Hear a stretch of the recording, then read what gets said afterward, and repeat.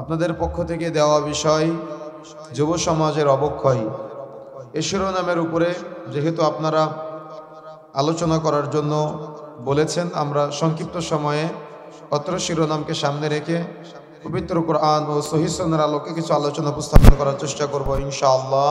ওমা তৌফিক ইল্লা বিল্লাহ।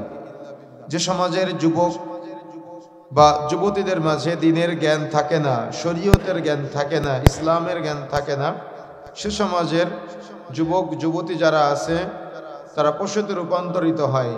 পরবর্তী প্রজন্ম তাদের মাধ্যমে যারা দুনিয়াতে আসে তারা এমনভাবে চলাচল করে যাদের মাঝে কোনো লজ্জাবোধ থাকে না।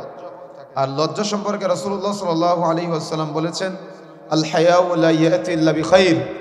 লজ্জাশীলতা কল্যাণ ছাড়া কিছুই আনয়ন করে না। যেখানে লজ্জা নাই সেখানে কল্যাণ নাই, যেখানে লজ্জা আছে সেখানে কল্যাণ আছে। আপনারা বহুবার শুনেছেন যুবক বয়সের আমল আল্লাহর কাছে অত্যন্ত পছন্দনীয়, কিন্তু দুঃখজনক হলো সত্য যে যুবক বয়সে আজকে আমরা আমল ইবাদত বান্দেগি থেকে বহু দূরে সরে যাচ্ছি। কেন দূরে সরে যাচ্ছি আর কেনই বা আমাদের সমাজের যুবকরা পিছিয়ে যাচ্ছে দিন ইসলাম থেকে, আমরা সংক্ষিপ্ত সময় কিছু বিশ্লেষণ করবো ইনশাআল্লাহ। আলোচনা শুরু থেকে শেষ পর্যন্ত আমরা 1 সেকেন্ড সময় অপ্রয়োজনীয় কোনো মুহূর্ত বা কোনো কথার মাধ্যমে ব্যয় করবো না ইনশাআল্লাহ। তো আমরা যে কথা বলছিলাম, যুব সমাজের নৈতিক অধঃপতনের যতগুলো কারণ আছে তার মধ্যে প্রথমতম কারণ হলো ধর্মীয় শিক্ষা থেকে বিরত থাকা। যখন কোনো যুব সমাজকে আপনি ধর্মীয় শিক্ষা থেকে বিরত রাখবেন তখন তার মাঝে মানবতার অবক্ষয় দেখা যাবে, বা দেখা যাচ্ছে তার মাঝে মানবতার যে চূড়ান্ত দৃষ্টান্ত ইসলাম দিয়েছে সেই চূড়ান্ত দৃষ্টান্ত তার মাঝে আপনি কিছুই দেখতে পাবেন না। এই জন্য একটা সমাজ আদর্শিত করার জন্য মুষ্টিময় একদল যুবকের প্রয়োজন হয়। আর সেই যুবকরা যদি হয় মুসআব বিন উমাইরের মতো, সে ছোট্ট বাল্য অবস্থা থেকে যদি তারা মুআফিজের মতো করে গড়ে উঠতে পারে তাহলে সে সমাজ সোনালী সমাজে পরিণত হয়। বদরের যুদ্ধের দিন আবু জাহাল দাঁড়িয়ে আছেন, আর বদরের যুদ্ধের অপর প্রান্তে দাঁড়িয়ে আছে মুহাম্মদ সাল্লাল্লাহু আলাইহি সাল্লামের সৈনিক যারা আছে তারা প্রথম সারিতে দাঁড়িয়ে আছে। মুআফিজ পাশাপাশি দাঁড়িয়ে আছে। হাদিসের বর্ণনাকারী সাহাবী হলেন আব্দুর রহমান ইবনে আউফ। আব্দুর রহমান ইবনে আউফ তিনি বলছেন যে আমার এক পাশে মুআজ আর এক পাশে মুআফিজ দাঁড়িয়ে আছে। দুই ছোট্ট বাল্য অবস্থায় বাচ্চা ছেলে আমাকে বলতেছে, চাচা জি আব্দুর রহমান, আমাকে কি দেখিয়ে দিতে পারবেন এখানে আবু জাহালটাকে? তো চট করে আব্দুর রহমান ইবনে আউফ বলতেছে, কেন ভাতিজা, তোমরা আবু জাহালকে চিনে কি করবা? তো বলতেছে, শুনেছি আবু জাহাল নাকি আমাদের নবী মুহাম্মদ সাল্লাল্লাহু আলাইহি সাল্লামকে গালি দিয়েছে।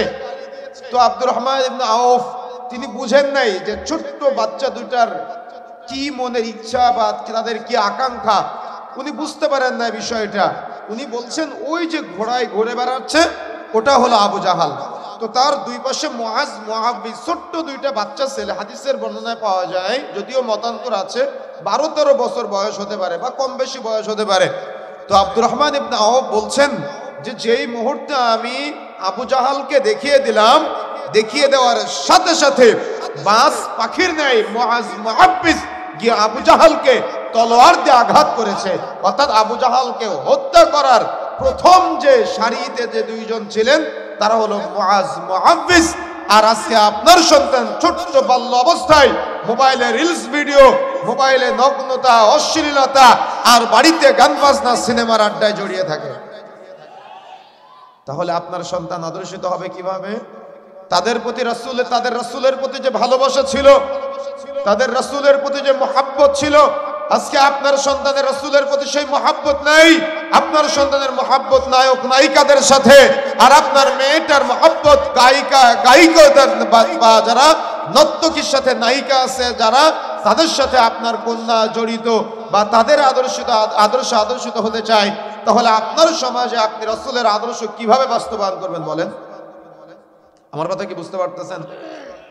তারা তাদের সন্তানদেরকে বা তারা তাদের সমাজের মানুষদেরকে বা তারা তাদের পরিবারের সদস্যদেরকে, তারা তাদের সাথীদেরকে রাসূলের প্রতি কেমন মহব্বত শিক্ষা দিত, আর আপনার সন্তান রাসূলকে ভালোবাসা তো বহু দূরের কথা, তারা আজকে ইহুদি খ্রিস্টানদেরকে ভালোবেসে তাদের পতাকা আপনার বাড়ির উপরে ঝোলায় রাখে, আর আপনি বলেন সে নাকি আপনার শিক্ষিত সন্তান। কথা কি বুঝতে পেরেছেন? অথচ আপনার সন্তান বুঝে নাই যার পতাকা আপনার বাড়িতে ঝুলায় রাখে, যার পতাকা আপনার সন্তান বাজারের এক মাথা থেকে আর এক মাথা পর্যন্ত টানায় রাখে, যার নামে আপনার সন্তান নামকরণ করতে পছন্দ করে, ভালোবাসে, ওই সেই দেশে যাওয়ার জন্য যদি আপনি ভিসা লাগাতে যান, তাহলে আপনাকে ভিসা দিবে না। কেন? বাংলাদেশকে তারা গরিব দেশ মনে করে, বাংলাদেশকে তারা থার্ড কান্ট্রি মনে করে। যদি আপনাকে সে দেশে যেতে হয়, তাহলে আপনার মোটা অঙ্কের একটা অ্যামাউন্ট আপনার ব্যাংক স্টেটমেন্ট দেওয়া লাগবে। যদি আপনি দিতে না পারেন, তো কখনো তারা আপনাকে ভিসা দিবে না।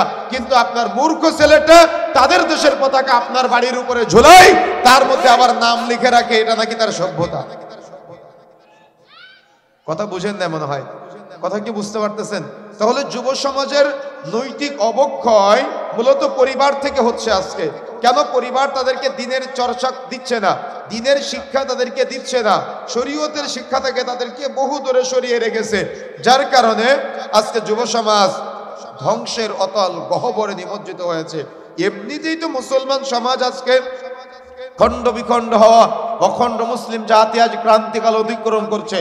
নব্য জাহিলিয়াতের হিংস্র আক্রমণে শাশ্বত উন্নত সুসংহত ইসলামী আদর্শগুলো আজ ক্ষতবিক্ষত। মাযহাবী গোলামি, ফেরকাবন্দি মুসলিম উম্মাহকে আজ অতল গহ্বরে নিমজ্জিত করেছে। এই গহ্বরে নিমজ্জিত হওয়ার এই কঠিন মুহূর্তেই আমাদের যুব সমাজরা তারা আজকে ইসলাম থেকে দূরে, মুসলমানিত্ব বোধ থেকে দূরে, তাদের প্রতি রাসূলের প্রতি কোনো মায়া নাই, রাসূলের প্রতি কোনো ভালোবাসা নাই, ইসলামের প্রতি তাদের মাঝে কোনো টান দেখা যায় না। তারা আজকে এই সেকুলারিজম বলতে পারেন বা দুনিয়ার মোহে মোহচ্ছন্ন হয়ে আচ্ছন্ন হয়ে তারা দুনিয়াতে এমন ভাবে চলতেছে, আমাদের এই মুরব্বী প্রজন্ম চলে যাওয়ার পরে ফজরের সময় মসজিদে মুসল্লি পাওয়া অনেক কষ্টকর হয়ে যাবে। কথা কি বুঝতে পেরেছেন? এগুলার পিছনে ধর্মীয় কিছু ব্যক্তিদের উস্কানি আছে বা ধর্মীয় জ্ঞানের কিছু কমতি আছে। যেমন যুব সমাজের নৈতিক অবক্ষয়ের যতগুলো কারণ আছে, তার মধ্যে অন্যতম একটা কারণ হলো তাদেরকে সালাতের প্রশিক্ষণ না দেওয়া, নামাজের প্রশিক্ষণ না দেওয়া। রাসূলুল্লাহ সাল্লাল্লাহু আলাইহি ওয়াসাল্লাম বলছেন, মুরু আওলাদাকুম বিসসালাতি ওয়া হুম আবনাউ সাবঈ সিনিন, তোমাদের সন্তানদের বয়স যখন 7 বছর হবে তখন তাদেরকে নামাজের প্রশিক্ষণ দাও, সালাতের প্রশিক্ষণ দাও। কিন্তু দুঃখজনক হলো সত্য যে 7 বছর বয়সে যদি কোনো বাবা তার সন্তানকে মসজিদে নিয়ে আসে আর বাচ্চা যদি মসজিদে কথা বলে, বাচ্চাকে মসজিদ থেকে বের করে দেয়। আপনাদের এলাকায় মনে হয় নাই? আমাদের সাতক্ষীরাতে দেখেছে বিভিন্ন জায়গাতে বাচ্চা কথা বললে বাচ্চাকে মসজিদ থেকে বের করে দেয়। আমি আপনাদের এলাকার উদ্দেশ্যে বলি নাই, বাহিরের এলাকার উদ্দেশ্যে বলতেছি। কথা কি বুঝতে পারতেছেন? আপনাদের এলাকায় নাই? বাচ্চাকে মসজিদ থেকে বের করে দেয়, এদিকেও দেয়। আচ্ছা, বাচ্চা কথা বললে আপনার নামাজের ক্ষতি হয়, এই মাসালাটা আপনাকে কে দিল? বাচ্চা কথা বললে বাচ্চাকে মসজিদ থেকে বের করে দিতে হবে, এই ফতোয়া আপনাকে কে দিয়েছে? রাসূলুল্লাহ সাল্লাল্লাহু আলাইহি ওয়াসাল্লাম সালাত আদায় করতেছে, নামাজ পড়তেছে, রাসূলের ঘাড়ে পিঠে নাতি হাসান হুসাইন ওঠে। রাসূলের নামাজের ক্ষতি হয় না, আপনি রাসূলের যাতে পরহেজগার হয়ে গিয়েছেন যে বাচ্চাকে মসজিদ থেকে বের করে দিলেন। আমরা মসজিদে নববীতে সালাত আদায় করলাম, সেখানে বড় বড় গোটা পৃথিবীর বিভিন্ন দেশের বিভিন্ন বিদ্বান আলেম ওলামারা সালাত আদায় করতেছে, তাদের সামনে কত ছোট ছোট বাচ্চারা দৌড়াদৌড়ি করতেছে, কারোর নামাজের ক্ষতি হয় না। আর আপনার এলাকার সলিমউদ্দিন কলিমউদ্দিন যারা নামাজে সাজে, আসলে এরা মুসল্লি না, এদের ছেলেমেয়েরা রাস্তায় সিগারেটকে ঘুরে বেড়ায়, আরেকজনের ছেলে মসজিদে এসেছে, এরা তাকে মসজিদ থেকে বের করে দেয়। আপনাকে কে মাসালা দিয়েছে যে বাচ্চা কথা বললে আপনার নামাজের ক্ষতি হয়? কোন মুফতি সাহেব ফতোয়া দিয়েছে আপনাকে যে বাচ্চা কথা বললে আপনার নামাজের ক্ষতি হয়? কোন মুফতি সাহেবের ফতোয়ার ভিত্তিতে আপনি বাচ্চাকে মসজিদ থেকে বের করলেন? এজন্যই তো ওলামায়ে কেরাম বলছেন, মসজিদের পিছনের কাতারে যদি বাচ্চাদের কিসির মিসিরের শব্দ শোনা না যায়, মনে করবে পরবর্তী প্রজন্মের মসজিদ মুসাল্লি শূন্য হয়ে যাবে। যার বাস্তবতা আপনি দেখেন, জোহরে মুসাল্লি নাই, আসরে মুসাল্লি নাই, মাগরিবে মুসাল্লি নাই, এশায় মুসাল্লি নাই, তারাবির সময় মসজিদে জায়গা পাওয়া যায় না। কথা কি বুঝতে পারতেছেন আমার? কেন এমনটা হচ্ছে? কারণ ধর্মীয় জ্ঞানের স্বল্পতা, শরীয়তের জ্ঞানের স্বল্পতা সব হুজুরের কাছে কুক্ষিগত করে রেখে দিয়েছি। আর হুজুর যেভাবে বলে সেভাবে শোনার চেষ্টা করি, একবারের জন্য যাচাই বাছাই করার চেষ্টা করলাম না যে এটা কোরআন মাজিদে আছে না হাদিসে আছে। যদি কোরআন মাজিদে না থাকে, হাদিসে না থাকে, তো হুজুরকে বলতে পারবেন না, হুজুর আপনি এটা কোরআন থেকে বললেন না হাদিস থেকে বললেন? যদি কোরআনে না থাকে, হাদিসে না থাকে, তো আপনি বললেন কেন? বলতে পারবেন না এটা? দুনিয়াতে যখন আপনি 1 কাঠা জমি কিনেন তখন দাগ নম্বর, খতিয়ান নম্বর, পর্চা নম্বর সব জানার চেষ্টা করেন কিনা? করেন। আমার কথা উত্তর দিচ্ছেন না কেন? দাগ নম্বর, খতিয়ান নম্বর, পর্চা নম্বর এগুলা যাচাই বাছাই করেন। কেন করেন? যদি এগুলা ভুল থাকে তাহলে কি জমি আপনার? তো দুনিয়াতে 1 কাঠা জমির জন্য আপনি এত কিছু করতে পারেন, আর যাকে সব থেকে ছোট জান্নাত দেওয়া হবে তার জান্নাত হবে এত বড়, গোটা পৃথিবীর মতো 10টা পৃথিবী একসাথে করলে যত বড় হয় তার জান্নাত হবে এত বড়। আপনি এত বড় জান্নাত নেবেন, তার জন্য দলিল খুঁজতে হবে না? আমি এসে আপনার মাঝে বলে গেলাম বালাগাল উলা বিকামালিহি কাশাফাদ দুজা বিজামালিহি, আর আপনিও বললেন সুন্নাত মনে করে, অথচ টাটকা ডাহা বিদআত যদি আপনি এটা দুরুদ মনে করে পড়েন। শেখ সাদির একটা কবিতা আমাদের সমাজে চলতেছে দুরুদ হিসেবে, আর আপনিও এটা দুরুদ মনে করে পড়তেছেন। একটা পারা যদি যাচাই বাছাই করার প্রয়োজন মনে করলেন না যে এই দুরুদটা রাসূল বলেছেন কিনা, সাহাবায়ে কেরামের আমল ছিল কিনা, কিন্তু যাচাই বাছাই না করে আপনি এমনিতেই জিকির করতে করতে চলে গেলেন, অথচ না কোরআন মাজিদে আছে না হাদিসে আছে।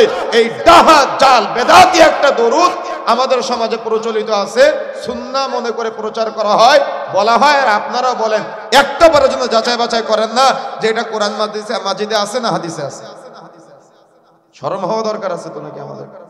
কথা কি বুঝতে পারতেছেন? রাগ করলেন? যে কথা বলতে যাচ্ছিলাম মনে রাখার চেষ্টা করতে হবে আমাদের ইসলামী শরীয়ত পরিপূর্ণ। যদি কোনো কিছু ঢুকাতে চান তাহলে আপনার ঢুকানোর অনুমতি নেই, যদি কোনো কিছু বের করতে চান তাহলে সেটারও অনুমতি নেই। যেভাবে আছে যতটুকু আছে ততটুকু আমল করতে হবে। অতিরিক্ত বানাতে কে বলেছে আমাকে আপনাকে? রাসূলুল্লাহ সাল্লাল্লাহু আলাইহি ওয়াসাল্লাম যতটুকু শিক্ষা দিয়েছে ততটুকু আমাদের কাছে ভালো লাগে না?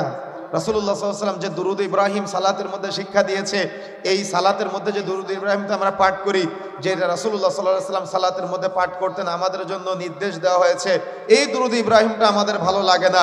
নতুন করে দুরুদে হাজেরি, দুরুদে লাকি, দুরুদে শাম, দুরুদে তাজ, এমন বহু দুরুদ, লক্ষ লক্ষ দুরুদ সমাজের মানুষ বানিয়েছে।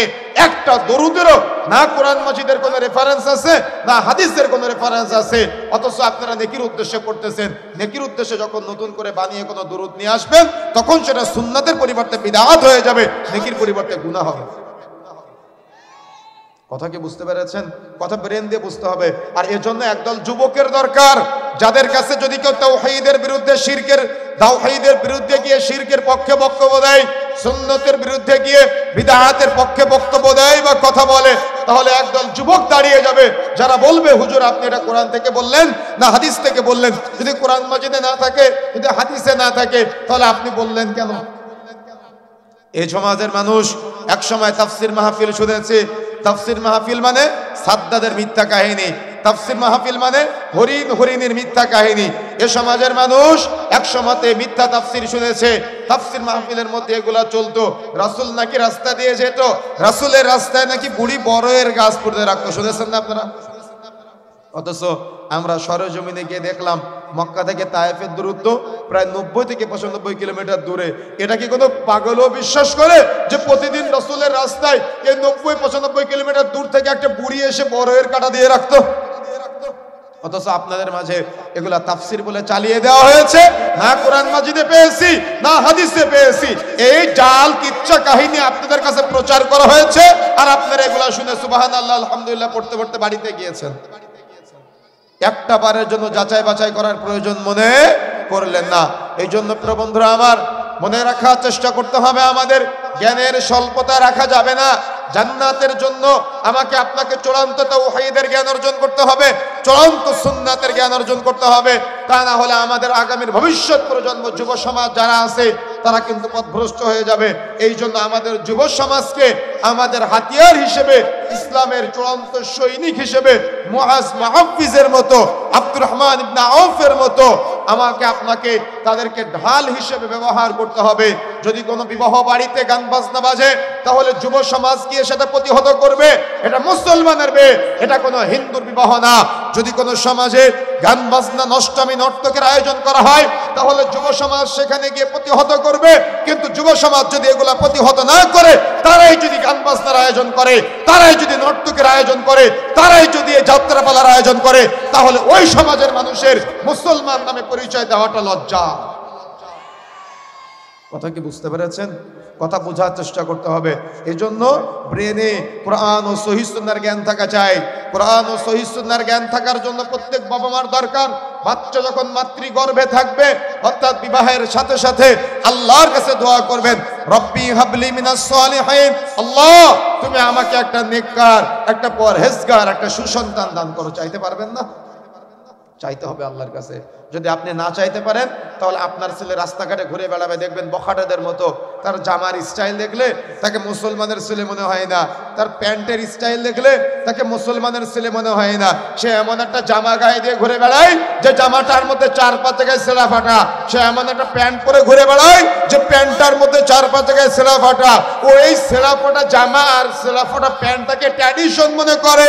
তাহলে আপনার ছেলেটার রুচি কত খারাপ, তার রুচির দুর্ভিক্ষ নেমেছে, আপনি এটা বোঝার চেষ্টা করলেন না। আপনার ছেলেরা যখন রাস্তা দিয়ে যায়, তখন তাকে মুসলমানের ছেলে মনে হয় না।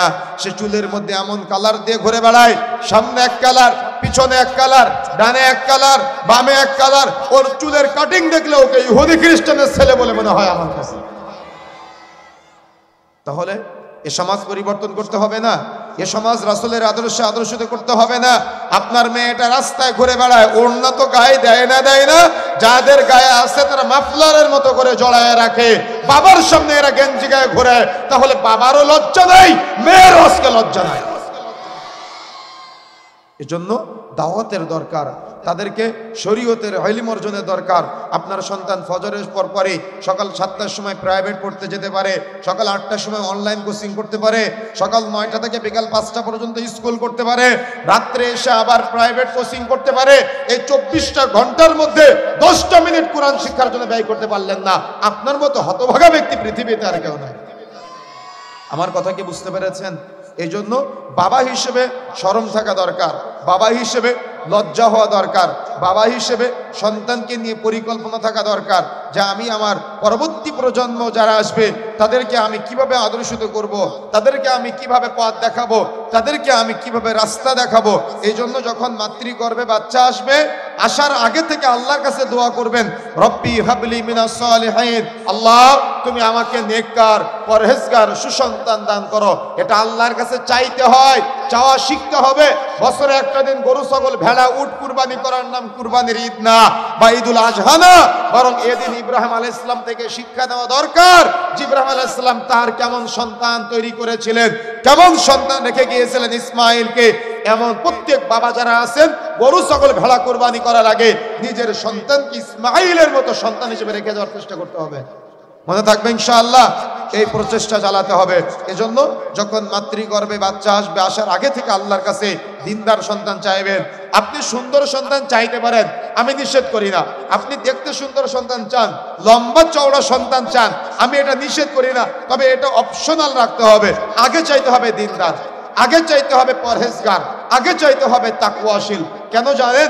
আপনার সন্তান আপনাকে জান্নাতের পথে নিয়ে যেতে পারে কিয়ামতের মাঠে, আবার আপনার সন্তান আপনাকে জাহান্নামের দিকে আহ্বান করতে পারে। রাসূলুল্লাহ সাল্লাল্লাহু আলাইহি ওয়াসাল্লাম বলছেন, বুখারী মুসলিম মিশকাতের 90 নম্বর হাদিস, কুল্লু মাউলুদিন ইউলাদু আলাল ফিতরাত, প্রত্যেক আদম সন্তান যখন জন্মগ্রহণ করে তখন সে ফিতরাতের উপর জন্মগ্রহণ করে।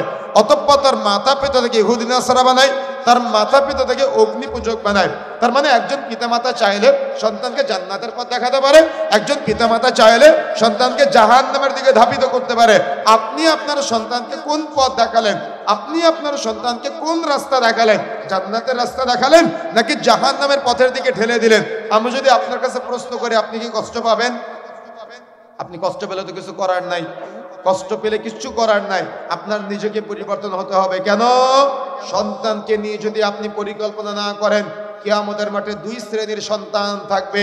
এক শ্রেণীর সন্তান যারা থাকবে, যারা কিয়ামতের মাঠে যখন তাদেরকে জাহান্নামে নেওয়া হবে, ঝুলিয়ে ঝুলিয়ে জাহান্নামে নেওয়া হবে, পায়ে শিকল বেঁধে জাহান্নামে নেওয়া হবে, তখন সে বলবে, আল্লাহ আমার কিছু অভিযোগ আছে, আমার কিছু কথা আছে। তখন তোর অভিযোগগুলো শোনা হবে, তখন তার হাত উঁচু করে সে বলতে থাকবে, আল্লাহ আমি আমার বাবা মায়ের সামনে নামাজ মিস করেছিলাম, আমার বাবা মামাকে নামাজে অভ্যস্ত করে নাই, আজকে তো আমি আমার বাবা মাকে না নিয়ে একা একা জাহান্নামে যাব না। আল্লাহ আমি আমার বাবা মায়ের সামনে ছেলে হয়ে কাপড় টাকানোর নিচে পড়তাম, মেয়ে হয়ে কাপড় টাকানোর উপরে পড়তাম, আমার বাবা মামাকে কখনো নিষেধ করে নাই, আজকে তো আমি আমার বাবা মাকে না নিয়ে একা একা জাহান্নামে যাব না। আপনার মেয়েটা বলবে, আল্লাহ আমি আমার বাবার সামনে বেপরদায় চলতাম, আমি আমার ভাইয়ের সামনে বেপরদায় চলতাম, আমি আমার স্বামীর সামনে বেপরদায় চলতাম, তারা আমাকে পর্দা করতে বলে নাই, আজকে আমি তাদেরকে না নিয়ে একা একা জাহান্নামে যাব না। আল্লাহ আপনার ছেলেটা এভাবে বলবে, আল্লাহ আমি দুনিয়াতে মাদক দ্রব্যের সাথে জড়িয়েছিলাম, আমার বাবা আমাকে সিগারেট ধরিয়ে দিত আর আমি আমার বাবা সিগারেট ধরিয়ে দিতাম, আজকে তো আমি আমার ওই বাবাকে না নিয়ে একা একা জাহান্নামে যাব না। আল্লাহ আমার বাবা আমার দাড়ি কেটে দিত আর আমি আমার বাবার দাড়ি কেটে দিতাম, একজন আরেকজনের দাড়ি কেটে দিয়ে সুন্নাত ভুলণ্ঠিত করেছিলাম, আল্লাহ আজকে তো আমি আমার ওই বাবা মাকে না নিয়ে একা একা জাহান্নামে যাব না। আমার যে আম্মা আমাকে বলেছিল তুমি দাড়ি রাখলে তোমার চেহারার সৌন্দর্য নষ্ট হয়, যে মা আমাকে দাড়ি কাটতে শিখিয়েছে ওই মাকে না নিয়ে আজকে আমি একা একা জাহান্নামে যাব না। আল্লাহ আমি জানতাম না আমার বাবা আমার ফুফুর জমি ফাঁকি দিয়েছে, চুরি করেছে আমার বাবা, আমি চুরি করি নাই, জাহান্নামে যেতে হলে আজকে আমার বাবা জাহান্নামে যাবে, আমি জাহান্নামে যেতে চাই না। কিয়ামতের মাঠে যখন এভাবে আপনার অধীনস্থ যারা আছে, আপনার স্ত্রী, আপনার সন্তান, আপনার ভাই, আপনার বোন যখন অভিযোগ করবে, আল্লাহ রাব্বুল আলামিন বলছেন সূরা জিলজালের মধ্যে, তখন আপনি আফসোস করবেন আর বলবেন অকালাল ইনসানু মা লাহা, মানুষ সেদিন আফসোস করবে আর বলবে হায় আফসোস, আমার সন্তান দেখে আমার বিরুদ্ধে কথা বলে, আমার স্ত্রী দেখে আমার বিরুদ্ধে কথা বলে, আমার প্রতিবেশী দেখে আমার বিরুদ্ধে কথা বলে, আমার অঙ্গ প্রত্যঙ্গ দেখে আমার বিরুদ্ধে কথা বলে, আমার আদরের সন্তানটা আমার বিরুদ্ধে কথা বলে। বলেন তো সেদিন আফসোস করে লাভ আছে? লাভ আছে আফসোস করে? আফসোস করে কোনো লাভ নাই। এই জন্য আফসোস এখনই করতে হবে আর এখনই সন্তানকে আদর্শিত করার জন্য পরিকল্পনা করতে হবে। আচ্ছা, যখন মায়ের পেট থেকে বাচ্চা দুনিয়াতে আসে, বাচ্চা কান্না করে চাঁপাইনবাবগঞ্জে? বাচ্চা যদি কান্না না করে তো ডক্টররা জোর করে কান্না করায় না? আচ্ছা, আপনি কি জানেন কেন বাচ্চাকে কান্না করানো হয় বা বাচ্চা কেন কান্না করে? সহিহ মুসলিমের হাদিস, রাসূলুল্লাহ সাল্লাল্লাহু আলাইহি ওয়াসাল্লাম থেকে লম্বা আলোচনা। বাচ্চা যখন মাতৃগর্ভ থেকে দুনিয়াতে আসে তখন ওই বাচ্চার শরীরে একটা জিন প্রবেশ করে যার নাম হলো কারিন। বলেন তো যার নামটা কি? কারিন। এই জিন শয়তানটা ওই দিন থেকে বাচ্চার শরীরে প্রবেশ করে ওয়াসওয়াসা দেওয়ার চেষ্টা করে। আমাদের শরীরে রক্ত চলাচল করে না, রক্ত যত দ্রুত চলাচল করে এই রক্তের চাইতে দ্রুত ওই জিন শয়তান আমাদের শরীরে চলাচল করে, আমাদের ব্রেনে পাপের প্রতি উদ্বুদ্ধ করে, অন্যায় করতে উদ্বুদ্ধ করে, গুনাহ করতে উদ্বুদ্ধ করে। ওই দিন থেকে বাবা মার দায়িত্ব হয়ে যায় ওই শয়তান থেকে সন্তানকে মুক্ত করা। যদি কোনো বাবা মা এই দায়িত্ব অবহেলা করে তাহলে কোনো এক সময় তার সন্তান ওই শয়তানে পরিণত হয়ে যায়। কথা কি বুঝতে পেরেছেন? এই জন্য প্রিয় বন্ধুরা আমার, দুনিয়াতে আপনাকে পরিকল্পনা করতে হবে যে আপনি আপনার সন্তানকে যে আদর্শিত করলেন না, আপনার সন্তান কিয়ামতের মাঠে যে আপনার বিরুদ্ধে যাবে তখন আপনি আফসোস করবেন। বলেন তো তখন আফসোস করে কোনো লাভ আছে? তখন তো আফসোস করে লাভ নাই। এই জন্য আফসোস এখনই করতে হবে আর এখনই পরিকল্পনা করতে হবে। কি পরিকল্পনা করবেন? কিয়ামতের মাঠে এক শ্রেণীর সন্তানের বাবা মা দাঁড়িয়ে থাকবে, কিয়ামতের মাঠের সব বাবা মা দাঁড়িয়ে থাকবে, সকল মানুষ দাঁড়িয়ে থাকবে। যখন মানুষ উলঙ্গ অবস্থায় নফসি নফসি করবে, শরীরে পোশাক নাই, শরীরে কোনো কাপড় নাই, উলঙ্গ অবস্থায় দিক বিদিক ছোটাছুটি করছে, এত কঠিন বিভীষিকাময় পরিস্থিতি, কোনো মানুষের লজ্জা স্থানের দিকে তাকানোর প্রয়োজন মনে করতেছে না, সবাই শুধু দৌড়াচ্ছে আর দৌড়াচ্ছে, সবাই বিভীষিকাময় পরিস্থিতিতে নফসি নফসি করছে। সূর্য মাথার নিকটবর্তী জায়গায় নিজেদের শরীরে রক্ত পুঁজ ঘামে নিজেরাই হাবুডুবু খাচ্ছে। এই কঠিন বিভীষিকাময় পরিস্থিতিতে, এই কঠিন কিয়ামতের মাঠে সবাই দেখতে পাবে ওই উঁচু জায়গায় একজন নারী এবং একজন পুরুষ দাঁড়িয়ে আছে, সবাই উলঙ্গ কিন্তু তারা পোশাক পরিহিত অবস্থায় আছে, সবার মাথার নিকটবর্তী জায়গায় সূর্য, কিন্তু ওই উঁচু জায়গায় যারা দাঁড়িয়ে আছে তাদের মাথায় নূরের মুকুট জ্বলজ্বল করতেছে, আলোয় আলোকিত হয়ে আছে এলাকায় সব জায়গা।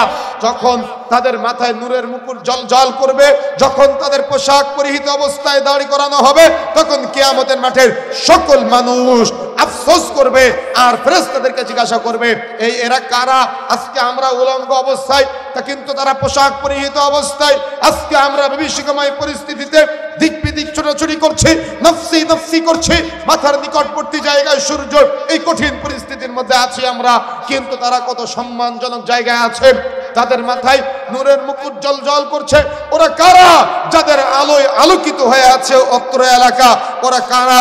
ওদেরকে কোন এমন সম্মান দেওয়া হলো, ওদেরকে কোন এমন মর্যাদা দেওয়া হলো, তখন ফেরেশতারা বলবে তারা হলো একজন হাফেজে কোরআনের পিতা ও মাতা।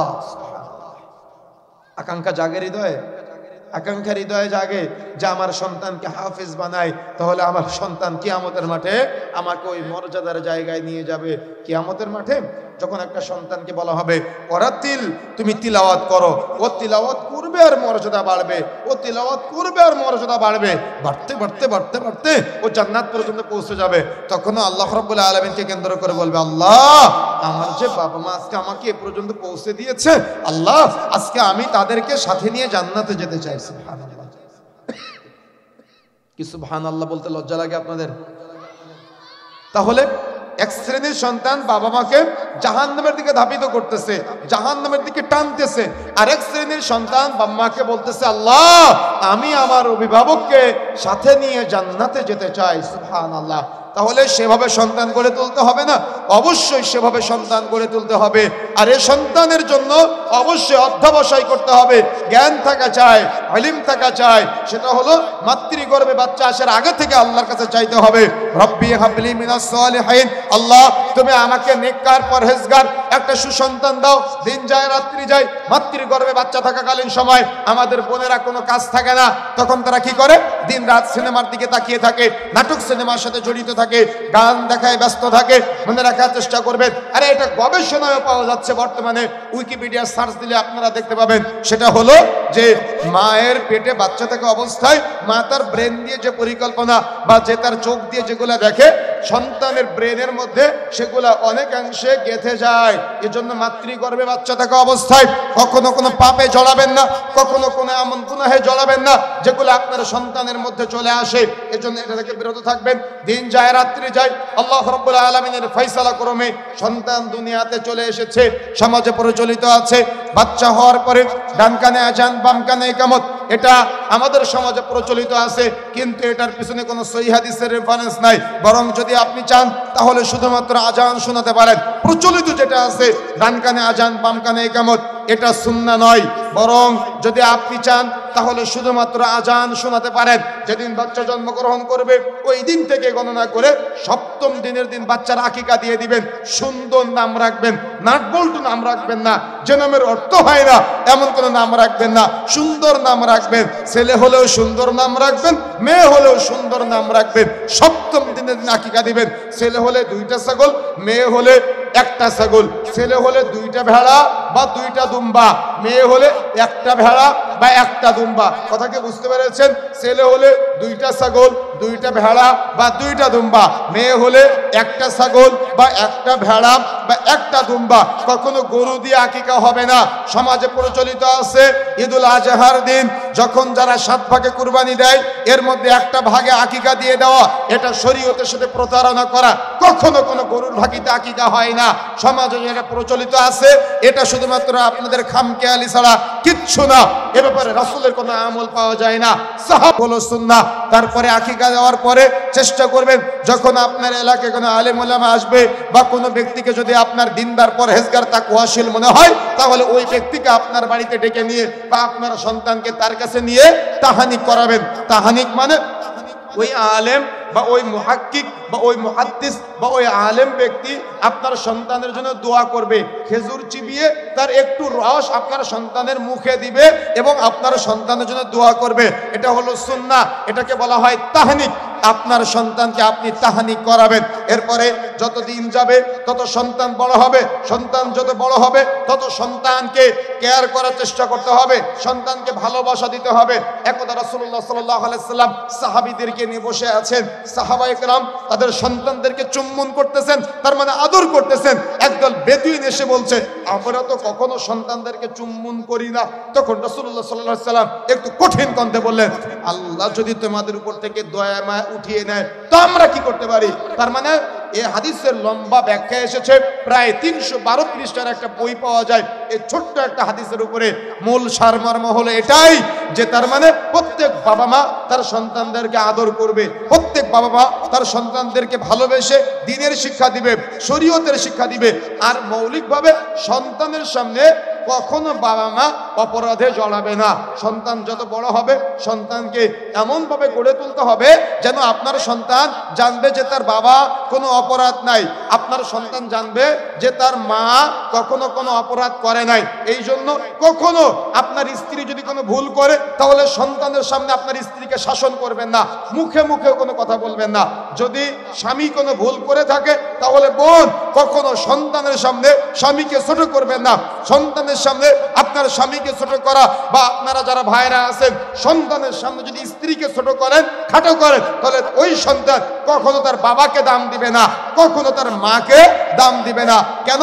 ও জানে যে আমার বাবা একজন অপরাধী, ও জানে আমার মা একজন অপরাধী। এজন্য স্বামী স্ত্রীর মাঝে ভুল বুঝাবুঝি থাকতে পারে, ত্রুটি বিচ্যুতি থাকতে পারে, কিন্তু কোনো একটা ভুল করার সাথে সাথে আপনার সন্তান দাঁড়িয়ে আছে, তার সামনেই আপনি তার মাকে, তার মানে আপনার স্ত্রীকে আপনি বেধড়ক পিটালেন, কখনো আপনার সন্তান আপনাকে দাম দিবে না, ভালোবাসবে না। কেন? ও জানে ওর বাবা ওর মাকে পিটায়, ও জানে ওর মা অপরাধী, অপরাধ করে। বরং যদি স্বামী স্ত্রীর মাঝে কোনো ভুল বোঝাবুঝি হয় তাহলে চেষ্টা করবেন সবসময় সন্তান যেন সেটা বুঝতে না পারে। সন্তানের সামনে স্বামী স্ত্রীকে বা স্ত্রী স্বামীকে কথা বলার সময় সমঝোতার সাথে কথা বলবেন, যাতে করে সন্তানের সামনে আপনাদের দাম থাকে, ইজ্জত থাকে, মর্যাদা থাকে। ও জানবে ওর বাবা পিওর, ওর বাবা কোনো ভুল করতেই পারে না। ও জানবে ওর মা পিওর, ওর মা কোনো ভুল করতেই পারে না। আমি বুঝাতে পারি না মানে আপনাদের, আমার কথা কি বুঝতে পারতেছেন? কথা কি বুঝতে অসুবিধা হচ্ছে আপনাদের? তার মানে আপনার সন্তান জানবে যে তার বাবা পিওর, তার বাবা হারাম ইনকাম করে না, তার বাবা অন্যায় করে না, তার বাবার ভুল নাই। যদি আপনি এমন বাবা হিসেবে সন্তানের সামনে দাঁড়াতে পারেন তাহলে আপনার সন্তানকে লাঠি পেটা করা লাগবে না, এমনিতেই আপনার সন্তান আপনাকে দেখলে সম্মানের ভয় পাবে। কিন্তু আপনার নিজেরই তো গায়রত নাই, আপনার সন্তান আপনাকে ভয় পাবে কিভাবে? ভয় তো পাবে না। ছোট্ট একটা হাদিস বলেছিলাম আলোচনার শুরুতে, মনে আছে কিনা আপনাদের? আল হায়াউ লা ইয়াতি ইল্লা বিখাইর, লজ্জাশীলতা কল্যাণ ছাড়া কিছুই আনয়ন করে না। যেখানে লজ্জা নাই সেখানে কল্যাণ নাই, যেখানে লজ্জা আছে সেখানে কল্যাণ আছে। হাদিসটা ছোট্ট, কিন্তু ছোট্ট হাদিসের তিনটা ব্যাখ্যা করেছেন ওলামায়ে কেরাম। এক, নিজেকে নিজে লজ্জা পাওয়া, তার মানে আমি আব্দুল্লাহ, আমি তো অপরাধ করতে পারি না, এই অপরাধ আমার জন্য না, এমন নিজেকে নিজে লজ্জা পাওয়া। দুই, অভিভাবকদের লজ্জা পাওয়া, তার মানে বড়দের লজ্জা পাওয়া। ছোটরা বড়দের লজ্জা পাবে যখন, তখন তার অপরাধ থেকে বিরত থাকবে। তিন, আল্লাহকে লজ্জা পাওয়া, যে ব্যক্তি আল্লাহকে লজ্জা পায় সে কখনো অপরাধ করতে পারে না। তবে ইমাম নববী রাহিমাহুল্লাহ এখানে একটা পয়েন্ট যুক্ত করেছেন, সেটা হলো ছোটরা কখনো বড়দের লজ্জা পাবে না যদি বড়রা ছোটদের লজ্জা না পায়। বুঝেন না মনে হয়? কি বুঝেছেন? কি বুঝেছেন আপনি? ছোটরা কখনো বড়দের লজ্জা পাবে না যদি বড়রা ছোটদের লজ্জা না পায়। কি বুঝলেন আপনি এই ইমাম নববী রাহিমাহুল্লাহর এই ছোট্ট একটা উক্তি থেকে? আপনি কি বুঝলেন? আপনি কি বুঝলেন? আমি আপনার কাছে প্রশ্ন রেখে গেলাম, আমি কয়েকটা উদাহরণ দিব, কিন্তু এমন শত শত উদাহরণ আপনার কাছে আছে যেগুলো আমার জানার বাহিরে। আপনি অপরাধ করেছেন ছোটদের সামনে। কথা কি বুঝতে পারতেছেন আমার?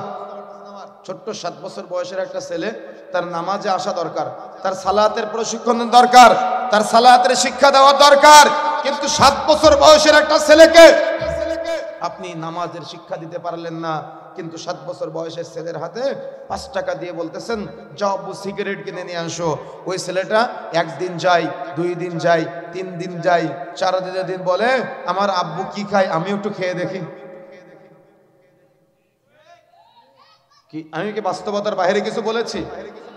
তার মানে প্রথম দিন ও দেখে বাপ কি খায়, দ্বিতীয় দিনও দেখে, তৃতীয় দিনে দেখে, চতুর্থ দিন দেখে আমার বাবা কি খায় আমিও একটা সুখ টান দিয়ে দেখি।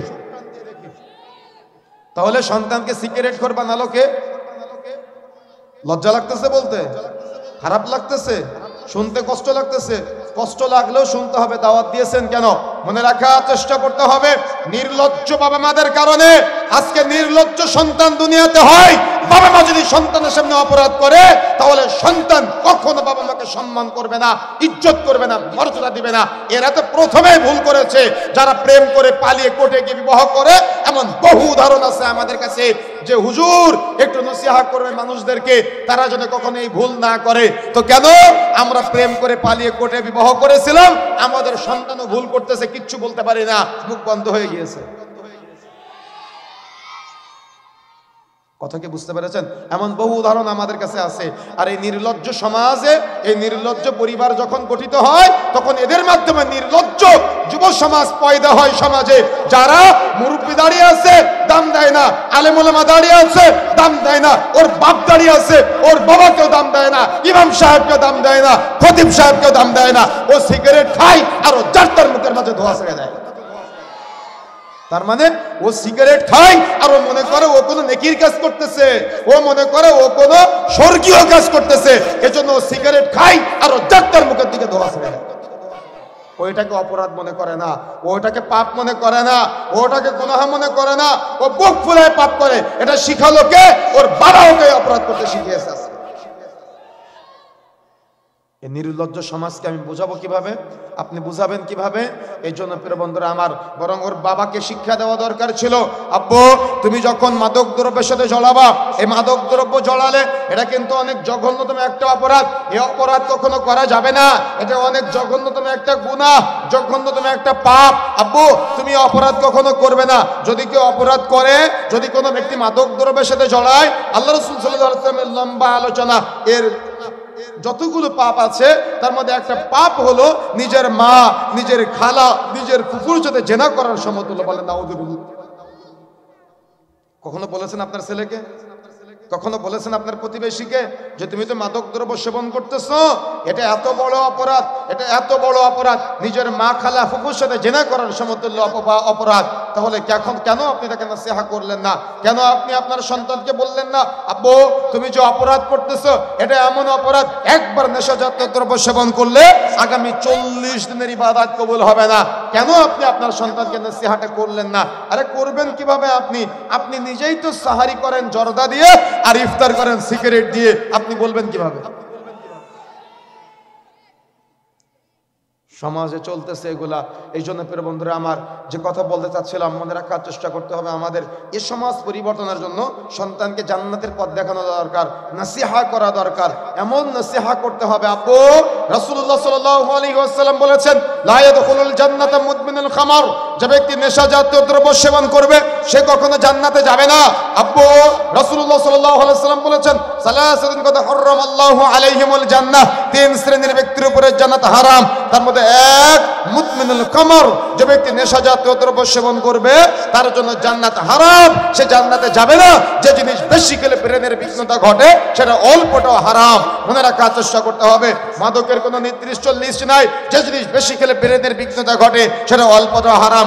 মদখোর, জুয়াখোর, ফেন্সিডিলখোর, হিরোইনখোর, বিড়িখোর, সিগারেটখোর, গুলখোর, জর্দাখোর, তামাকখোর, এই অপবিত্র বস্তু আপনি যাই খান না কেন আপনার দেহ হারামে জর্জরিত হয়ে যাবে, এই দেহ জান্নাতে প্রবেশ করবে না।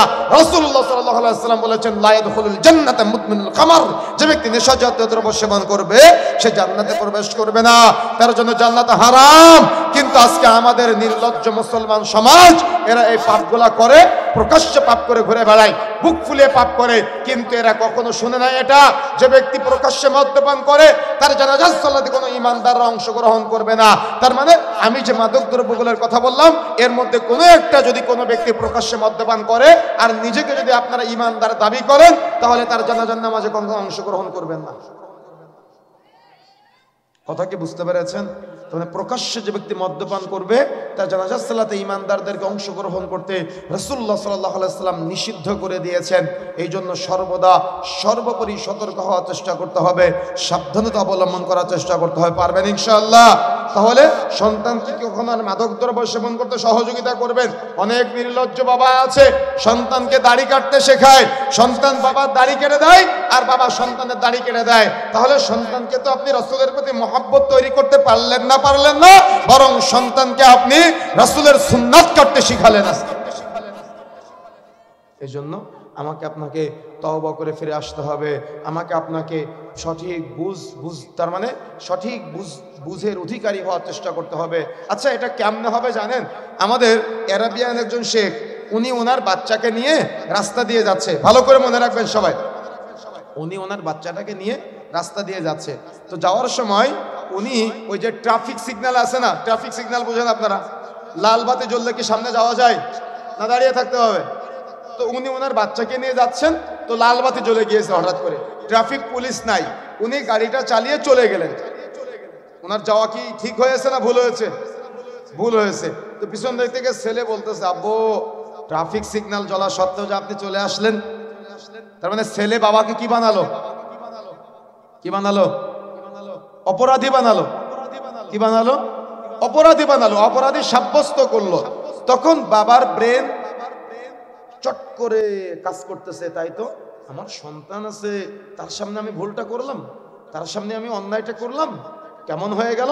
উনি গাড়িটা ঘোরায় ট্রাফিক পুলিশ কন্ট্রোল রুম যেখানে আছে ওখানে চলে গিয়েছে, গিয়ে বলতেছে যে আমি অমুক সিগনালে লাল বাতি জ্বলা সত্ত্বেও আমি চলে আসছি, আমাকে জরিমানা করেন। তো পুলিশ অফিসার একটু আশ্চর্য হয়ে বলতেছে যে ওখানে কোনো পুলিশ ছিল না? তো বলতেছে না, কোনো পুলিশ ছিল না। তো বলতেছে যেহেতু কেউ ছিল না, আপনাকে তো কেউ দেখে না, চলে যেতেন, এখানে কেন আসতেন? তখন বলতেছে কেউ দেখে না, আমার ছেলে যে দেখেছে। বুঝেন না মনে হয়? কি বুঝলেন? রাস্তা দিয়ে যাওয়ার সময় মোটরসাইকেলের নিচে একটা মুরগি পড়লে ছেলেকে বলবেন দ্রুত গাড়ি চালাও, দ্রুত গাড়ি চালাও, যাতে করে ধরতে না পারে। এটা শিখলেন? আমার কথা রাগ করলেন? বুঝতে পারেন না মনে হয়? প্রিয় বন্ধুরা আমার, যে কথা বলতে চাচ্ছিলাম, তার মানে আমাদের সমাজের পরিবেশটা উল্টা, পরিবেশটা পুরোটাই উল্টা। বাবা বাড়িতে বসে আছে, তার কাছে কেউ 10,000 টাকা পাবে। এখন পাওনাদার বাড়িতে এসেছে, আসার পরে বাবা ঘরের মধ্যে থেকে ছেলেকে বলতেছে, আব্বু বাইরে গিয়ে বলো যে তোমার আব্বু বাড়িতে নেই। তাহলে ছেলেকে আপনি কি শিখালেন? হ্যাঁ, মিথ্যা বলা শিখালেন। ছেলে কি কখনো বলতে পারবেন যে আব্বু কখনো মিথ্যা বলো না? বলতে পারবেন? পারবেন না। কেন? আপনার ছেলে জানে যে তার বাবা মিথ্যুক। কখনো বলতে পারবেন না যে আব্বু সুদ খেও না। কেন? আপনার ছেলে জানে যে তার বাবা বড় আকারে সুদখোর। আপনি আপনার ছেলেকে বলতে পারবেন না যে আব্বু তুমি ঘুষ খেও না। কেন? আপনার ছেলে জানে যে আপনি এলাকার সবচাইতে বড় ঘুষখোর, ঘুষ খেয়ে 5 তলা বিল্ডিং করেছেন। আপনার ছেলে জানে যে ঘুষ খেয়ে 5 বিঘা জমি কিনেছেন। আপনি কখনো বলতে পারবেন না যে আব্বু তুমি কখনো তোমার বোনের জমি ফাঁকি দিও না। কেন? আপনার ছেলে জানে যে আপনি ওই তার ফুফুর জমি চুরি করে ছেলের জন্য রেখে যাচ্ছেন। ও আপনি কখনো সতর্ক করতে পারবেন না। কেন? আপনার ছেলে জানে যে তার বাবা জমি চোর। আমার কথা কি বুঝতে পারছেন? এই জন্য প্রিয় বন্ধুরা আমার, আমাকে আপনাকে সব সময় সতর্ক হওয়ার চেষ্টা করতে হবে যে আমার সন্তান যেন আমার কোনো অপরাধ বুঝতে না পারে, আমার সন্তান যেন কখনো আমার কোনো ভুল বুঝতে না পারে। কিন্তু আপনি কি করলেন? আপনি বসে আছেন, আপনার ছেলে বসে আছে, আপনার স্ত্রী বসে আছে, আপনার বাবা বসে আছে, সবাই একসাথে বসে বসে আপনারা ওই টিভির দিকে তাকিয়ে আছেন। যেই হুট করে নগ্ন নারীটা চলে আসে, আপনিও অন্তরে যে কল্পনা করেন, আপনার ছেলেও একই কল্পনা করে, আপনার বাপও একই কল্পনা করে। তার মানে পরিবারের সব সদস্য একসাথে বসে বসে চোখের জেনা করে। কি তাই না? তাই না? অনেক মসজিদের ইমাম সাহেবও কি করে জানেন? ওই নামাজ পড়িয়ে বের হয়ে চায়ের দোকানে বসে বসে সিনেমা দেখে। বহু জায়গায় দেখেছি এমন। তাহলে ওই সমাজের মানুষ কি করবে বলেন? এই জন্য প্রিয় বন্ধুরা আমার, আমাকে আপনাকে এমনভাবে পরিবর্তন হতে হবে যে আমার এলাকায়, আমার সমাজে, আমার পরিবারে আমার একটা দাম থাকবে, আমার একটা গায়রত থাকবে। গায়রত শব্দটা শুনেছেন কখনো? গায়রত শব্দের বাংলা অর্থ হলো ব্যক্তিত্ব। তার মানে পরিবারে ব্যক্তিত্ব থাকা। আপনার যদি ব্যক্তিত্বই না থাকে, ভ্যালুই না থাকে, তো আপনি পরিবার প্রধান হয়েছেন কেন? আপনি দাঁড়িয়ে আছেন আর আপনার স্ত্রী দাঁড়িয়ে আছে, আপনি দাঁড়িয়ে আছেন আর আপনার কন্যা দাঁড়িয়ে আছে, আপনার মেয়েটা দাঁড়িয়ে আছে বাজারে। তখন দোকানদারের সাথে তুমুল দরদাম চলতেছে। আপনি কাঠের পুতুল দাঁড়িয়ে আছেন আর দোকানদারের সাথে আপনার মেয়ে আর আপনার স্ত্রী ভাইয়া ভাইয়া করতে করতে দরদাম করে আজকে। কি তাই না? তাহলে এই সমাজের মানুষকে আমি বুঝাবো কিভাবে যে যুব সমাজ যে ধ্বংস হয়ে যাচ্ছে, যুব সমাজের যে অধঃপতন হচ্ছে। আজকে তো 13ই ফেব্রুয়ারি রাত, আগামীকাল 14ই ফেব্রুয়ারির দিন, যেদিন আপনার সন্তান এই নির্লজ্জ বেহায়াপনার সাথে জড়িয়ে গোটা দিন স্কুলে যাওয়ার নামে, গোটা দিন ভার্সিটিতে যাওয়ার নামে, গোটা দিন কোচিংয়ে যাওয়ার নামে আপনার সন্তান নতুন সন্তান নিয়ে বাড়িতে চলে আসবে। এই জন্য ওলামায়ে কেরাম বলেছেন সন্তানকে উপযুক্ত বয়স হওয়ার পরে বাড়িতে বসিয়ে রাখতে নেই, যত দ্রুত সম্ভব উপযুক্ত বয়স হওয়ার সাথে সাথে সন্তানকে বিবাহ দেওয়ার চেষ্টা করতে হবে। রাসূলুল্লাহ সাল্লাল্লাহু আলাইহি ওয়াসাল্লাম বলেছেন লা নিকাহা ইল্লা বিওয়ালি, যে বিবাহে ওলি নেই সেই বিবাহ বাতিল। সুতরাং আপনার সন্তান যাতে করে পালিয়ে বিবাহ করতে না পারে সেই সুযোগ আপনাকে করে দিতে হবে, যাতে করে তার পালিয়ে বিবাহ করার প্রয়োজন না হয়, আপনার বাড়িতে বিবাহ করতে পারে। কেন? রাসূলুল্লাহ সাল্লাল্লাহু আলাইহি ওয়াসাল্লাম কঠিন ভাবে বলেছেন ইয়া মা'শারাশ শাবাব মান ইসতাতা'a মিনকুম, হে যুবক সম্প্রদায়, যাদের বিবাহ করার ক্ষমতা হয়েছে তোমরা বিবাহ করো। বিবাহ করার ক্ষমতা কি? বিবাহ করার ক্ষমতা হলো স্ত্রী পরিচালনা করার ক্ষমতা। বিবাহ করার ক্ষমতা কি? বিবাহ করার ক্ষমতা হলো শারীরিক ক্ষমতা, আর্থিক ক্ষমতা। বিবাহ করার ক্ষমতা মানে এটা নয় যে নতুন বিয়ে করে বউকে মোটরসাইকেলের পিছনে বেপরদায় ঘুরে বেড়িয়ে এলাকার মানুষকে দেখায় বেড়ানো। বিবাহ করার ক্ষমতা মানে এটা নয় যে নতুন বিবাহ করে সেলফি তুলে ফেসবুকে আপলোড করে দেওয়া। আপনার স্ত্রী আপনার সম্পদ, আপনার স্ত্রী ফেসবুকের মানুষের সম্পদ না। আপনার স্ত্রী আপনার সম্পদ, আপনার স্ত্রী পাড়া মহল্লার মানুষের সম্পদ না। মনে থাকবে ইনশাআল্লাহ। যদি আপনি নীতি ফলো করতে না পারেন তাহলে আপনার কখনো আদর্শ সন্তান আসবে না। এই জন্য সর্বদা সর্বোপরি সর্ব অবস্থায় সন্তানের সামনে যদি করে কোনো অপরাধ না হয়, এই গায়রত, এই ব্যক্তিত্ব বজায় রাখতে হয়। পারবেন ইনশাআল্লাহ? কথা বলতে হয়, পারবেন ইনশাআল্লাহ? আমাদের চেষ্টা অব্যাহত রাখতে হবে। এখন আসুন যে কথা বলতে চাই, তার মানে প্রথম নীতিমালা হলো কখনো কোনো অভিভাবক সন্তানের সামনে অপরাধে জড়াবেন না। এখন দিন যায় রাত্রি যায়, সন্তান যত বড় হবে তত সন্তানকে দিনিয়াতের শিক্ষা দিবেন, শরীয়তের শিক্ষা দিবেন, কোরআন ও সহিহ সুন্নাহর শিক্ষাগুলো দিবেন, সিরাতের শিক্ষা দিবেন, নবীদের জীবনী শিখাবেন, সাহাবীদের জীবনী শিখাবেন, ইমামদের জীবনী তাদেরকে শোনাবেন, জানাবেন, বুঝাবেন। তাহলে আপনার সন্তান তাদের মতো করে গড়ে উঠবে। তা না হলে আপনার সন্তান কিন্তু বখাটাদের মতো গড়ে উঠবে।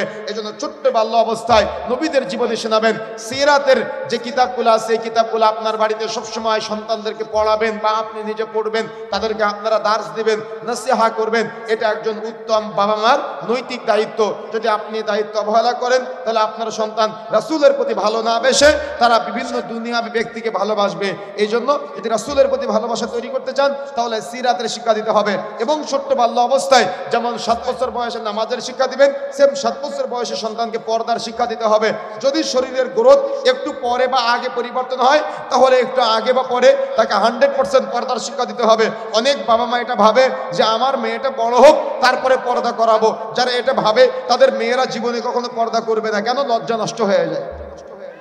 যেখানে লজ্জা নাই সেখানে কল্যাণ নাই, যেখানে লজ্জা আছে সেখানে কল্যাণ আছে। ছোট্ট বাল্য অবস্থা থেকে আপনার মেয়েকে হিজাব পরাবেন। যখন আপনার মেয়েটার শরীরের গ্রোথ পরিবর্তন হবে হাত মোজা পরাবেন, পা মোজা পরাবেন, মুখমণ্ডল ঢাকার চেষ্টা করবেন। প্রকৃত মুসলমানের পরিবার যারা আছে তারা হাত মোজা, পা মোজা এবং মুখমণ্ডল ঢেকে রাস্তাঘাটে চলবে, বাড়ির বাহিরে চলবে। এটা হলো ইসলামী শরীয়তের নীতিমালা। যদি আপনি নীতিমালা ফলো করতে না পারেন তাহলে আপনার ভবিষ্যৎ প্রজন্ম যাদেরকে রেখে যাবেন তারা কিন্তু আদর্শিত হবে না। তখন মেয়েটা বাবার সামনে গেঞ্জি গায়ে ঘুরে বেড়াবে, বাবার সামনে মাথার কাপড় খোলা রেখে, চুল খোলা রেখে ঘুরে বেড়াবে, আর ফতোয়াবাজি করবে যে বাবার সামনে চুল খোলা রেখে নাকি ঘুরে বেড়ানো যায়। কথা কি বুঝতে পেরেছেন? মনে রাখার চেষ্টা করতে হবে। আপনার বাবা আপনার মাহরাম, আপনার ভাই আপনার মাহরাম, কিন্তু মাহরাম হলে যে তার সামনে আপনি আপনার মাথার চুল খোলা রেখে গেঞ্জি গায়ে ঘুরে বেড়াবেন, এটার নাম ইসলামী শরীয়ত নয়। কথা কি বুঝতে পেরেছেন? বলেন তো আপনার স্ত্রী সৌন্দর্য কার জন্য?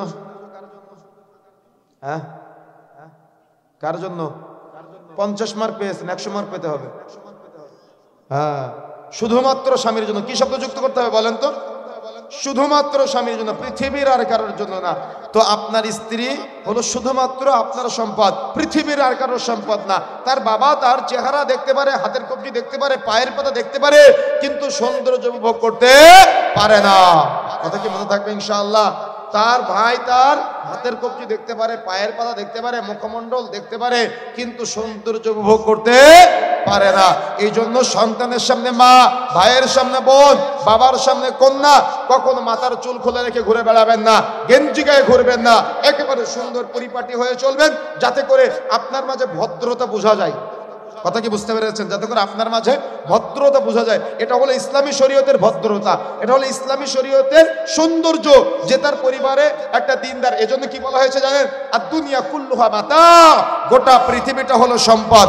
অখায়রু মাতাঈদ দুনিয়া, তার মধ্যে শ্রেষ্ঠ সম্পদ হলো আল মারআতু আস-সালিহা, সতী এবং সাধবী স্ত্রী। যদি আপনার পরিবারে এমন সতী এবং সাধবী স্ত্রী থাকে, তাহলে আপনার পরিবার যেদিন থেকে বিবাহ করবেন ওই দিন থেকে সুখের। আর যদি পরিবারে সতী এবং সাধবী স্ত্রী না থাকে, তো আপনি কলিজা ছিঁড়ে দিলেও সে বলবে শুধু আমি বলে সময় সংসার করতেছে, আর কেউ হলে করতো না। কি বলে না কথা সমাজে? এই জন্য প্রিয় বন্ধুরা আমার, আমাকে আপনাকে ফিরে আসার চেষ্টা করতে হবে। যত সন্তান যত বড় হবে, কখনো সন্তান উপযুক্ত বয়স হওয়ার সাথে সাথে সন্তানের শরীরের গ্রোথ পরিবর্তন হওয়ার সাথে সাথে সন্তানকে পর্দা করাবেন, মেয়েকে পর্দায় অভ্যস্ত করবেন। যদি আপনি না করেন, রাসূলুল্লাহ সাল্লাল্লাহু আলাইহি ওয়াসাল্লাম বলেছেন, সালাসাতুন কাদ হারামাল্লাহু আলাইহিমুল জান্নাহ, তিন শ্রেণীর ব্যক্তির উপরে জান্নাত হারাম। তার মধ্যে 3 নম্বরটা হচ্ছে দাইয়ুস। দাইয়ুসকে আল্লাযী কুরফি আহলিল খবাস, যে তার পরিবারে পর্দা চালু রাখে না, তার উপরে জান্নাত হারাম। এই জন্য অবশ্যই 100% পর্দার আওতায় নিয়ে আসতে হবে আপনার পরিবারকে। আর এই জন্য হাত মোজা, পা মোজা, মুখমণ্ডল ঢাকতে হবে, ঢিলাঢালা বোরকা পড়তে হবে। বোরখার পিছনে বেল্ট থাকতে পারবে না। এখন তো বোরখার পিছনে বেল্ট উঠেছে, দেখছেন আপনারা? আচ্ছা, বেল্ট বেঁধে যদি শরীরের গঠন বোঝাতে হয়, ওই বোরকা পরার দরকার আছে? দরকার নাই। এই জন্য বোরকা হবে ঢিলাঢালা, কোনো বেল্ট থাকতে পারে না। বোন, আপনার বোরকার পিছনে বেল্ট থাকলে এটা কেটে দেওয়ার চেষ্টা করবেন। আর বোরকা হবে ঢিলাঢালা, কিন্তু বোরকায় যদি হয় আকর্ষণ সৃষ্টির মাধ্যম, ওই বোরকা পরার দরকার নাই। ওই বোরকা আরো ফিতনার কারণ হবে, মনে থাকবে ইনশাআল্লাহ। এই জন্য আপনার পরিবারে ওই ছোট্ট বাল্য অবস্থা থেকে লজ্জার শিক্ষা দিবেন, 100% পর্দার শিক্ষা দিবেন। এরপরে সন্তান যত বড় হবে, তত তাদেরকে দ্বীনের শিক্ষা, কোরআন হাদিসের শিক্ষা দেন। আপনি দুনিয়াবি ডাক্তার বানান, আমি নিষেধ করি না, ওটা দরকার আছে। ইঞ্জিনিয়ার বানান, আমি নিষেধ করি না, ওটা দরকার আছে। সব বানান, কিন্তু তার আগে কোরআন ও সহিহ হাদিসের জ্ঞান দেন। তাহলে আপনার সন্তান, তার মাঝে মানবতা থাকবে, শরীয়তের শিক্ষা থাকবে। যদি কোরআন ও সহিহ হাদিসের জ্ঞান না থাকে, দ্বীনের জ্ঞান না থাকে, তাহলে আপনি দুনিয়াবি শিক্ষায় শিক্ষিত করবেন, আর কিয়ামতের মাঠে আফসোস করবেন, আর দুনিয়াতে বলবেন, ইস, আমার সন্তান কেন আমাকে বৃদ্ধাশ্রমে রেখে আসলো।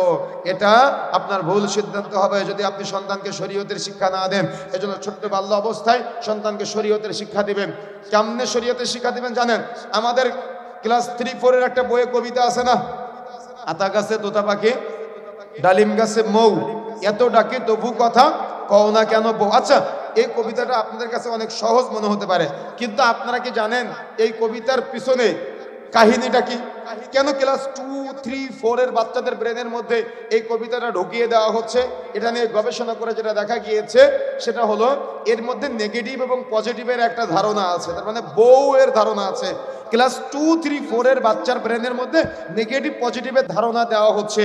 এজন্যই তো ক্লাস 4 এর একটা মেয়ে টাঙ্গাইলের ঘাটাইলে ও বাড়ি থেকে পালিয়ে ছেলের বাড়িতে গিয়েছে, সেখানে গিয়ে অনশন করতেছে যে ওই ছেলের সাথে আমার বিয়ে না দিলে বাড়িতে যাব না। দেখেছেন আপনারা? গত কিছুদিন আগে অনলাইনে আমরা দেখেছি একটা মেয়ে নাকি হারিয়ে গিয়েছে, ছোট্ট একটা বাচ্চা মেয়ে। সবাই বলতেছে হারিয়ে গিয়েছে, প্রশাসনের দোষ, এর দোষ, তার দোষ, কিন্তু দেখা গেছে ওই একটা ছেলের সাথে পালিয়ে গেছে। কেন এমনটা হচ্ছে? ক্লাস 3-4 এর বাচ্চার ব্রেনের মধ্যে এগুলো ঢুকিয়ে দিচ্ছে কারা? এখন তো অনলাইনের যুগ, সোশ্যাল মিডিয়ার মাধ্যমে আপনার বাচ্চা কান্না করলে মোবাইলটা ধরিয়ে দেন। এজন্য উইকিপিডিয়া সার্চ দিলে আপনারা দেখতে পাবেন বাচ্চার চোখের দৃষ্টিশক্তি কম, কানের শ্রবণ শক্তি কম, ব্রেনের ধারণ ক্ষমতা কম, মানুষের সাথে মিশতে পছন্দ করে না, সৃজনশীলতা শক্তি তার হারিয়ে ফেলতেছে। কেন এমনটা হচ্ছে? তারা এগুলার মাঝে সবসময় আসক্ত হয়ে আছে। এজন্য সন্তানকে সিরাতের শিক্ষা দেওয়া জরুরি, শরীয়তের শিক্ষা দেওয়া জরুরি, মক্তবে পাঠানো জরুরি, কোরআন হাদিসের শিক্ষা দেওয়া জরুরি, নামাজের শিক্ষা দেওয়া জরুরি, হজের শিক্ষা দেওয়া জরুরি, আল্লাহ রাব্বুল আলামিনকে কেন্দ্র করে তাওহীদের শিক্ষা দেওয়া জরুরি, রাসূলুল্লাহ সাল্লাল্লাহু আলাইহি ওয়াসাল্লামকে কেন্দ্র করে সুন্নাতের শিক্ষা দেওয়া জরুরি। তা না হলে আপনার সন্তান যেমন তাওহীদ ভ্রষ্ট হয়ে সে শিরকের সাথে জড়িত হবে, বিদআত ও না চিনে ও সুন্নাত কখনো বোঝার চেষ্টাও করবে না, বরং বিদআতের সাথে জড়িয়ে যাবে। এই জন্য প্রিয় বন্ধুরা আমার, দেখা যাচ্ছে এই যে 14 ফেব্রুয়ারির রাত্রিতে, বর্তমানে আগামীকালকে আপনাদের সমাজে, আমাদের সমাজে যে নষ্টামি নোংরামির যে দিনটা আসতেছে, এটা হলো বিশ্ব বেহায়াপনার দিবস। স্বামী স্ত্রীর ভালোবাসা ঘরের ভিতরে, আর কুকুর শ্রীগাল বিড়ালের আর দেখা যাচ্ছে চতুষ্পদ জন্তুর ভালোবাসা রাস্তাঘাটে। এরা রাস্তাঘাটে ভালোবাসা আজকে এমন ভাবে দেখায় যাতে একজন আরেকজনকে খুব প্রেম, মায়া, মমতা, মহাব্বত, ভালোবাসা, কিন্তু এগুলো সব আবেগ। কথা কি বুঝতে পেরেছেন? এগুলো সব আবেগ, এগুলো হলো কুকুর শ্রীগালের ভালোবাসা, এগুলো হলো চতুষ্পদ জন্তুর ভালোবাসা, তাদের ভালোবাসা রাস্তাঘাটে। আর ইমানদার নারী পুরুষের, দিনদার নারী পুরুষের ভালোবাসা ঘরের ভিতরে। তাদের হৃদয়ে আসে সাকিনা, তাদের হৃদয়ে আসে অন্তরে আত্মার প্রশান্তি, হৃদয়ের প্রশান্তি, আত্মার তৃপ্তি। ওই ভালোবাসা দরকার। কথা কি বুঝতে পেরেছেন? আপনার দাদা দাদি নানা নানি তাদের জীবনে ভালোবাসা দিবসে আদান প্রদান, ফুল আদান প্রদানের দরকার হয়নি। একজন মারা যাওয়ার পরে আরেকজন আজীবন মৃত্যুর আগ পর্যন্ত কত শোক, কত কষ্ট, কত বেদনা। কিন্তু এখন আপনি বেঁচে থাকা অবস্থায় আরেকজনের কাছে পালিয়ে চলে যায়। কেন এটা হয়? এই যে আমাদের ভালোবাসা এখন ফেসবুকে, আমাদের ভালোবাসা এখন রাস্তাঘাটে, আমাদের ভালোবাসা এখন হাটে বাজারে, আমাদের ভালোবাসা এখন লোক দেখানো। কথা কি বুঝতে পেরেছেন? যার কারণে সমাজে এই বিভ্রান্তিগুলো চলতেছে। যেমন দুনিয়াবী দিক থেকে জাহালতের মধ্যে যাচ্ছে, সেম একইভাবে শরীয়তের সাথেও আজকে শরীয়তের জ্ঞান না থাকার কারণে কোনো একটা বিদআত, কোনো একটা সুন্নাহ এগুলো তারা বুঝে না। যেমন আগামীকালকেই রাত্রিতে সাহারি করে অনেকেই পরশুদিন সিয়াম পালন করবে। কিসের সিয়াম? ও জীবনের রোজা থাকে না, রমজানের রোজা থাকে না, ও শবে বরাতের রোজা থাকবে। শবে বরাতের রাত্রিতে সালাতে আলফিয়া আদায় করবে। শবে বরাতের রাত্রিতে বিধবা নারীরা তার স্বামী নাকি তার কাছে আসে, এজন্য নতুন কাপড় পরে স্বামীর অপেক্ষায় থাকে। এগুলা সব স্পষ্ট বিদআত।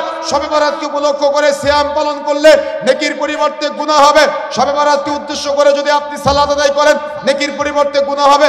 আপনি বলতে পারেন, হুজুর আপনি এত কঠিন কথা বললেন, নেকির পরিবর্তে গুনাহ হবে। গুনাহ হবে মানে আমি বুঝিয়েছি, বিদআত করলে গুনাহ হয়। বিদআত কোনো ভালো কাজ না। বিদআত মানে বুঝেন, বিদআত মানে আল্লাহ রাসূল প্রয়োজন মনে করে নাই, সাহাবায়ে কেরাম প্রয়োজন মনে করে নাই, আল্লাহ রাসূল কোনো আমলের দরকার মনে করে নাই, সাহাবায়ে কেরাম দরকার মনে করে নাই। আপনি রাসূলের চাইতে কিঞ্চিত পরহেজগারিতে ভাব নিচ্ছেন, আপনি রাসূলের চাইতে কিঞ্চিত আল্লাহওয়ালা বেশি ভাব নিয়ে আপনি এই ইসলামী শরীয়তের শাবান মাসের মধ্যে 15ই শাবান দিবাগত রাত্রিতে সালাতে আলফিয়া আদায় করতেছেন। কোথায় দলিল পেয়েছেন? আপনি সিয়াম পালন করতেছেন শবে বরাতের উদ্দেশ্যে। কোথায় স্পষ্ট সহিহ হাদিস পেয়েছেন? আপনি দেখা যাচ্ছে ওই স্বামীর জন্য অপেক্ষা করতেছেন। কোথায় আপনি স্পষ্ট সহিহ হাদিস পেয়েছেন? আপনি বলতেছেন যে এই দিন রাতে গুনাহ মাফ হয়, এই দিন রাতে আল্লাহ আহ্বান করে। আল্লাহ কি শুধু 15ই শাবান রাতে আসে? আল্লাহ রাসূল সাল্লাল্লাহু আলাইহি ওয়াসাল্লাম বলছেন কুল্লা লাইলাতিন ইলা সামাই দুনিয়া, প্রত্যেক রাতে শেষ দিন ইনশাআল্লাহ দুনিয়ার আসমানে নেমে আসে। এসে বলতে থাকে, বান্দা কে আসছে? আমার কাছে ক্ষমা চাও, আমি ক্ষমা করে দেব। আমার কাছে সাহায্য চাও, আমি তোমাকে সাহায্য করব। আমাকে বলো, আমি তোমাকে সেটা দান করব। প্রত্যেক রাতে শেষ দিন ইনশাআল্লাহ প্রথম আসমানে নেমে আসে। শুধু শবে বরাতের রাত্রিতে নয়, সমাজে প্রচলিত আছে শবে বরাতের রাতে কোরআন নাজিল হয়েছে। এটা ডাহা মিথ্যা কথা। শাহরুর রমাদান আল্লাযী উনজিলা ফীহিল কুরআন, রমজান মাসেই কোরআন মাজিদ নাজিল হয়েছে। আর সেটা কদরের রাত্রিতে। সূরা কদর খুলে দেখেন, মনে রাখার চেষ্টা করতে হবে। সুতরাং শবে বরাতকে উদ্দেশ্য করে হালুয়া রুটির আয়োজন করা, শবে বরাতকে উদ্দেশ্য করে সালাতে আলফিয়া আদায় করা, শবে বরাতকে উদ্দেশ্য করে এক্সট্রা ইবাদতের নিয়ত করা, শবে বরাতকে উদ্দেশ্য করে সিয়াম পালন করা, সব বিদআতের অন্তর্ভুক্ত। একটাও সহিহ হাদিস কর্তৃক প্রমাণিত না। সুতরাং যদি এই শবে বরাত অর্থাৎ 15 তারিখ হয়, তাহলে আরবি মাসের 13, 14, 15 তারিখ সিয়াম পালন করতে হয় আইয়ামে বীজের। যদি আপনি আইয়ামে বীজের নিয়তে সিয়াম পালন করেন কোনো সমস্যা নাই। আপনি রমজান মাসে রাসূলুল্লাহ সাল্লাল্লাহু আলাইহি সাল্লাম রমজানের পরে সবচাইতে বেশি সিয়াম পালন করতেন শাবান মাসে। যদি আপনি এই নিয়তে সিয়াম পালন করেন কোনো সমস্যা নাই, বরং আপনি অনেক বড় ফজিলত পাবেন। কিন্তু যদি আপনি বিদআতের নিয়তে সিয়াম পালন করেন তাহলে বিদআত হবে। কথা কি বুঝতে পেরেছেন? রাগ করলেন? প্রিয় বন্ধুরা আমার, এই জন্য সমাজে আগে কিন্তু বহু হালুয়া রুটির আয়োজন হতো। এখন বুঝতে বুঝতে অনেকটা বোঝানোর পরে আপনারা কমিয়েছেন। এই হালুয়া রুটির আয়োজন করা মানে সুন্নাত পালন করা না। রাসূলের সুন্নাত মুখে দাড়ি রেখে দেখান যে আপনি রাসূলকে ভালোবাসেন। কথা কি বুঝতে পেরেছেন? কথা কি বুঝতে পেরেছেন? আপনার পরিবার 100% পর্দা চালু করে দেখান যে আপনি রাসূলকে ভালোবাসতে পেরেছেন। শাবান মাস আমাদের সিয়াম পালনে অভ্যস্ত করার মাস। আপনি বেশি বেশি সিয়াম পালন করবেন, শবে বরাতের উদ্দেশ্যে না, শবে বরাতের উদ্দেশ্যে সালাতে আলফিয়া না, শবে বরাতের উদ্দেশ্যে স্বামীর জন্য অপেক্ষা না, শবে বরাতের উদ্দেশ্যে গুনাহ মাফ না। সবাইকে বোঝার তৌফিক দান করুন, বলেন আমিন। আল্লাহ রাব্বুল আলামিন আমাদের সবাইকে কবুল করুন। সংক্ষিপ্ত সময়ে যে আলোচনা করেছি আমি সহ আমাদের সবাইয়ের পরিবারে এটা বাস্তবায়ন করা তৌফিক দান করেন, বলেন আমিন। আলোচনার শেষে আমরা একটা দোয়া করব, যে দোয়াটি পাঠ করলে সাগীরা গুনাহ সব মাফ হয়ে যায়। জন্য উঠাউঠি করবেন না। ইসলামী রাষ্ট্র গঠনে 10টার মধ্যে উঠাবেন, আমাকে কখনো নিয়ে আসলে। ইসলামী রাষ্ট্র গঠনে যুবকদের ভূমিকা নিয়ে কিছু বলবেন। আমরা বর্তমানে এমন এক পরিস্থিতিতে আছি যেখানে আগের তুলনায় বর্তমানে ইসলামী রাষ্ট্র গঠন করা ফরজ হয়ে গিয়েছে। আচ্ছা, চমৎকার একটা প্রশ্ন, সুন্দর একটা প্রশ্ন, মনে রাখার চেষ্টা করতে হবে। রাসূলুল্লাহ সাল্লাল্লাহু আলাইহি ওয়াসাল্লাম বলেছেন, যখন মৃত্যু সজ্জায়, তখন রাসূলুল্লাহ সাল্লাল্লাহু আলাইহি ওয়াসাল্লাম বলেছেন যে কিয়ামতের আগে আমার মাধ্যমে নবুয়াতের সূচনা হয়েছে, আমাকে উঠিয়ে নেওয়ার মাধ্যমে নবুয়াত চলে যাবে। তার মানে রাসূল মারা যাওয়া মানে নবুয়াত আর আসবে না, নবুয়াত আর আসবে না, ওহী আর আসবে না। দ্বিতীয়ত, কিয়ামতের আগের ভবিষ্যৎবাণী হলো নবুয়াতের তরিকায় খেলাফত আমল চালু হবে। নবুয়াতের তরিকায় খেলাফত আমলের সময়সীমা হবে 30 বছর। আবু বকর, উমর, উসমান, আলী, এই সাহাবীদের অর্থাৎ ইসলামের প্রথম 4 জন খলিফার এই 30 বছরের সময়সীমা ছিল। রাসূলুল্লাহ সাল্লাল্লাহু আলাইহি ওয়াসাল্লাম ভবিষ্যৎবাণী করেছিলেন, আল্লাহ যতদিন চাইবে ততদিন থাকবে, যখন চাইবেন না তখন উঠিয়ে নেবে। আল্লাহ রাসূল তারপরে ভবিষ্যৎবাণী করেছিলেন, তারপরে আসবে স্বৈরাচারী রাজা বাদশাদের আমল। লম্বা একটা সময় আপনারা জেনেছেন গোটা পৃথিবীব্যাপী রাজা বাদশারা বিশাল যোগসূত্রে তারা সমাজের মানুষকে শাসন করেছে। বিশাল ইতিহাস আছে, আমি ওদিকে যেতে চাচ্ছি না। আল্লাহ রাসূল বলেছে, আল্লাহ রাব্বুল আলামিন যতদিন চাইবে ততদিন থাকবে, যখন চাইবেন না তখন উঠিয়ে নেবে। তারপরে রাসূলুল্লাহ সাল্লাল্লাহু আলাইহি ওয়াসাল্লাম বলেছে, তারপরে আসবে জবর দখলকারী শাসকের আমল, যারা জোর করে শাসন ক্ষমতায় থাকবে। রাসূলুল্লাহ সাল্লাল্লাহু আলাইহি ওয়াসাল্লাম বলেছেন, আল্লাহ যতদিন চাইবে ততদিন থাকবে, যখন চাইবেন না তখন উঠিয়ে নেবে। তারপরে আসবে ইমাম মাহদী ঈসা আলাইহিস সালাম, তাদের মাধ্যমে পুনরায় আবার খেলাফত প্রতিষ্ঠা হবে। এটা হলো রাসূলের ভবিষ্যৎবাণী, এটা হলো মৌলিক প্রথম থিম, মনে রাখতে হবে। আর এখন যে আমরা ক্যাটাগরিতে আছি, গোটা বিশ্বব্যাপী জবর দখলকারী শাসকের একটা আমল বা পাইতারা চলতেছে সমাজে। কথা কি বুঝতে পেরেছেন? জবর দখলকারী একটা শাসকের বিশাল পায়তারা চলতেছে। এই জন্য আমরা এমন কোনো ভুল করব না যাতে করে ওই জবর দখলকারী শাসকের কোনো একটা কেন্দ্রবিন্দুর আমরা যাতে করে সহযোগী হই। কথা কি বুঝতে পেরেছেন? কেন এটা কিয়ামতের আলামত। রাসূলুল্লাহ সাল্লাল্লাহু আলাইহি ওয়াসাল্লাম বলেছেন, কেউ যাতে করে ক্ষমতা চেয়ে না নেয়। কেন? ক্ষমতা অনেক কঠিন জিনিস, মনে থাকবে, ক্ষমতা অনেক কঠিন জিনিস, দায়িত্বভার অনেক কঠিন। এজন্য ক্ষমতা কখনো চেয়ে নেওয়া যাবে না। এখন আমি বললাম আমি ইসলাম, তোমরা আমাকে নির্বাচিত করো, আমি তোমাদের মাঝে ইসলাম প্রতিষ্ঠা করে দিব, এভাবে রাসূলুল্লাহ সাল্লাল্লাহু আলাইহি ওয়াসাল্লাম কখনো বলে নাই, সাহাবায়ে কেরাম কখনো বলে নাই। ইব্রাহিম আলাইহিস সালামকে নমরুদ অফার করেছিল, ফিরাউন মুসা আলাইহিস সালামকে অফার করেছিল, মুহাম্মদ সাল্লাল্লাহু আলাইহি ওয়াসাল্লামকে আবু জাহাল অফার করেছিল যে মুহাম্মদ তুমি সুন্দরী নারী চাও, টাকা পয়সা চাও, মক্কার ক্ষমতাও চাও, তুমি কি চাও, তোমাকে সব দেওয়া হবে। মুহাম্মদ সাল্লাল্লাহু আলাইহি ওয়াসাল্লাম এগুলার তার মানে প্রয়োজন মনে করে নাই। আকীদা পরিবর্তনের মাধ্যমে সমাজ পরিবর্তন। কথা বুঝতে পেরেছেন? এটাকে বলা হয় মানহাজ। মানহাজ যদি কারো বিশুদ্ধ না হয়, আমি জীবনে বুঝালে বুঝবেন না আপনারা। এজন্য মানহাজ বিশুদ্ধ হতে হবে, ক্ষমতা লোভ ত্যাগ করতে হবে। মানহাজ বিশুদ্ধ করতে হবে, আকীদা বিশুদ্ধ করতে হবে, ক্ষমতা লোভ ত্যাগ করতে হবে। ক্ষমতা অনেক কঠিন জিনিস।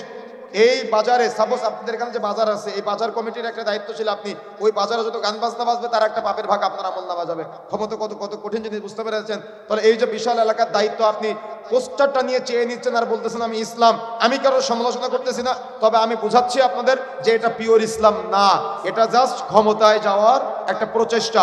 এজন্য মনে রাখার চেষ্টা করতে হবে, আল্লাহ রাব্বুল আলামিন কার মাধ্যমে কোথায় দ্বীন প্রতিষ্ঠা করবে সেটা আল্লাহ ভালো জানে। তবে আমি যেন সুন্নতের বিরুদ্ধে না যাই। কথা কি বুঝতে পেরেছেন?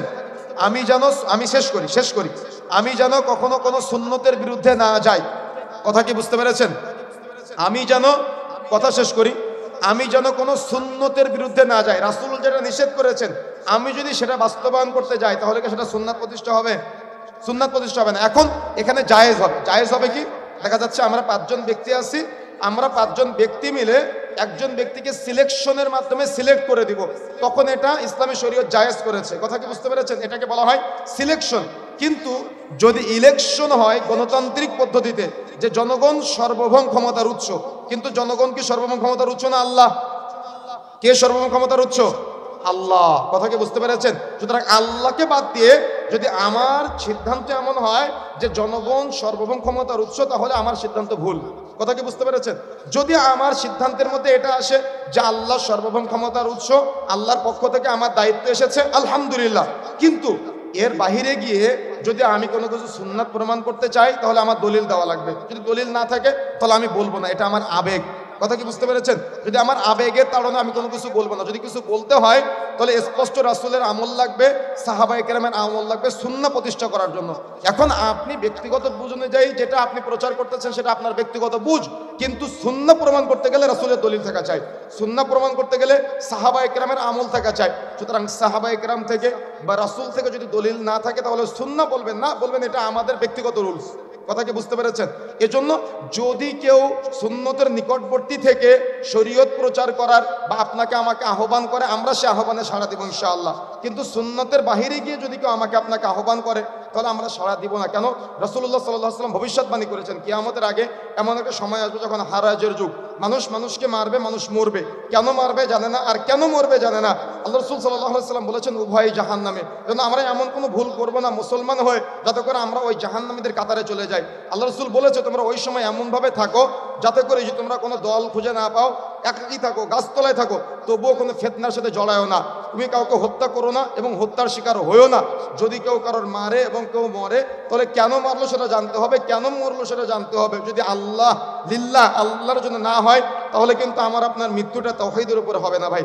এজন্য আমি আপনাদেরকে বুঝাতে যাচ্ছি আপনি যেটা করবেন আল্লাহর জন্য করবেন, যেটা করবেন আল্লাহর সন্তুষ্টির জন্য করবেন, তাহলে সমস্যা নাই ইনশাআল্লাহ।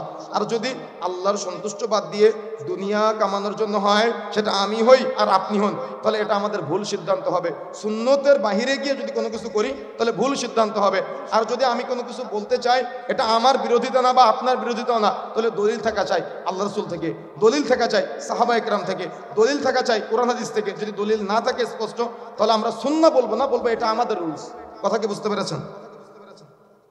আল্লাহ রাব্বুল আলামিন মানুষ, জিন, ফেরেশতা সৃষ্টি করেছেন।